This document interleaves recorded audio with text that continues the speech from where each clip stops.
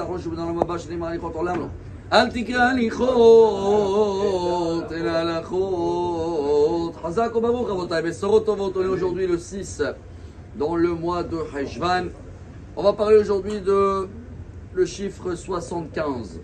Apparemment il est important parce que dans la paracha, la première fois on a l'âge d'Avraham, c'est marqué, bon il était encore Avram à cette période-là et pas Avraham. Ve'Avram ben Hamesh Shanim ve'Shiv'im Shana be'tzeto meharan. Alors comme vous avez bien remarqué dans cette semaine, toute l'actualité qu'il y avait, c'est vraiment la paracha, parce que la paracha c'est Lech Lecha. C'est certains qui ont quitté leur poste, qui ont quitté leur pays. Il y a eu des changements un peu partout, en Amérique, en Israël, en Argentine. Et Avraham, il a eu ce devoir de quitter sa famille, son entourage, faire les valises et partir vers un endroit sans adresse. On ne savait pas où il va atterrir lui-même. Et tout ça, la Torah, elle signale qu'il a 75 ans. Quel est le message pour nous? Quoi, qu'à 75 ans encore, tu peux faire les valises et changer des habitudes? Bravo. Mais pourquoi la Torah jusqu'à ce chiffre-là? Il n'y a pas des détails. Il y a des midrash qu'Abraham il a démarré à 3 ans, 48 ans, 52 ans. Toutes ces stations, il y a eu des événements dans la vie d'Abraham. Mais dans la Torah, non. 75, c'est le premier chiffre. Alors, il y a une des réponses, il y en a plusieurs.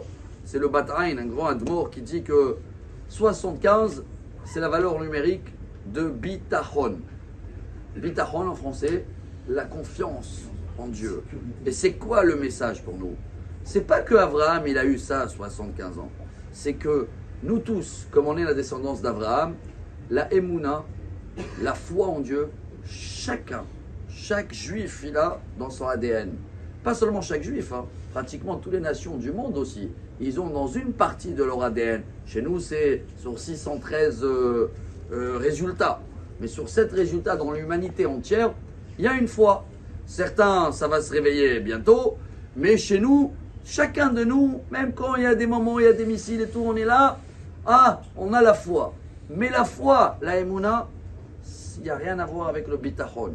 Il y a tellement des réponses, c'est un sujet tellement grand qu'on va essayer, dans la minute qui nous reste, de comprendre quelle est la différence sur la Emouna qu'on a déjà, de la confiance ou le bitachon qu'on doit travailler tous les jours. La Emouna, c'est quelque chose que toi tu fais d'en bas et tu dois le monter en haut.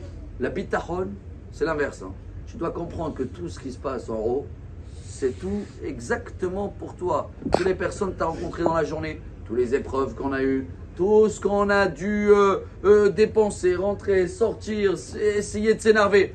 Tout ça, il faut avoir confiance à Dieu, que ça vient tout de Dieu et pour moi. Ce qui veut dire que souvent, on a tous la Emouna, mais la confiance, on doit la travailler tous les jours. En hébreu, c'est Aleph Bet, Emouna et Bitachon. Donc si la Torah elle dit qu'Abraham, il a eu 75 ans pour avoir une confiance totale à Dieu, de tout quitter et de prendre les valises et d'y aller, alors que chacun de nous se demande, est-ce que si maintenant il y a un changement important de faire, je suis prêt, j'ai confiance à Dieu, que tout vient de lui, et pas seulement tout vient de lui, tout est pour notre bien. Et tout ce qui se passe, il va avoir hier Audio Tertov, tout le monde ils ont dansé hier, même ils ont mis Trump avec la chanson Hashem Idbarach Oevoti. Dieu il m'aime et je vais avoir encore mieux et mieux et mieux. Ça c'est la confiance. Donc le chiffre 75, c'est pour cette valeur numérique de bitachon. Et Bezrat Hashem, on va le travailler nous tous pour avoir Emouna et bitachon. Et excellente journée à Marabi Elazar, Marabi Hanina.